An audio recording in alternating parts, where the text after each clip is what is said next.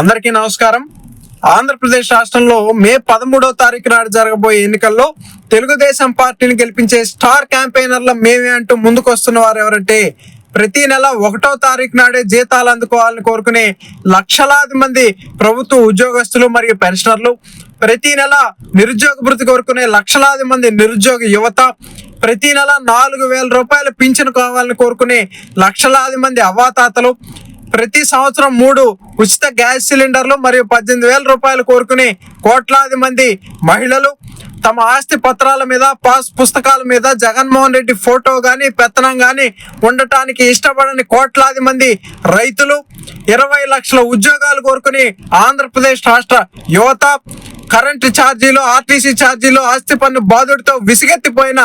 కోట్లాది మంది బాధితులు వీరందరూ కలిసి చేయి కలిపి చంద్రబాబు నాయుడు గారిని ముఖ్యమంత్రి చేయడానికి సన్నద్ధంగా ఉన్నారని ఈ సందర్భంగా నేను తెలియజేస్తున్నాను. అందరికీ నమస్కారం.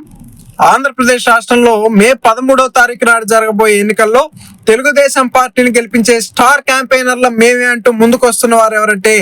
ప్రతి నెల 1వ తారీఖు నాడే జీతాలు అందుకోవాలని కోరుకునే లక్షలాది మంది ప్రభుత్వ ఉద్యోగస్తులు మరియు పెన్షనర్లు,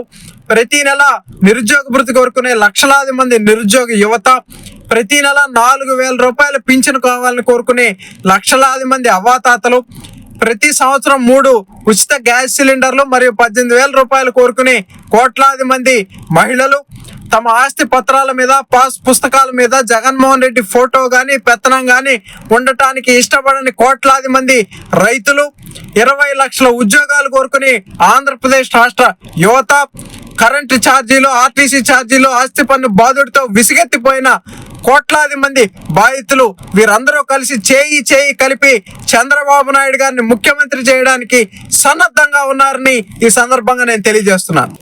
అందరికీ నమస్కారం.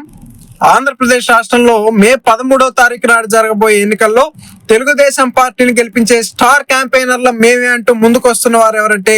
ప్రతి నెల 1వ తారీఖు నాడే జీతాలు అందుకోవాలని కోరుకునే లక్షలాది మంది ప్రభుత్వ ఉద్యోగస్తులు మరియు పెన్షనర్లు, ప్రతి నెల నిరుద్యోగ భృతి కోరుకునే లక్షలాది మంది నిరుద్యోగ యువత, ప్రతి నెల 4,000 రూపాయల పింఛను కావాలని కోరుకునే లక్షలాది మంది అవ్వాతాతలు,